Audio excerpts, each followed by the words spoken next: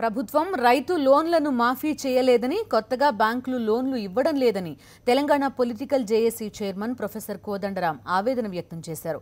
రుణమాఫీ జరిగిందని ఆశతో బ్యాంకులకు వెళ్లిన రైతులకు చేదు అనుభవం ఎదురవుతోందన్నారు. బ్యాంకులు లోన్లు ఇవ్వకపోవడంతో ప్రైవేటు వ్యక్తుల వద్ద అధిక వడ్డీలకు అప్పులు చేసి ఆ ఊబిలో కూరుకుపోతున్నారన్నారు. రైతు సమస్యల పరిష్కారం కోరుతూ ఇందిరా పార్క్ వద్ద ఆయన దీక్ష చేపట్టారు.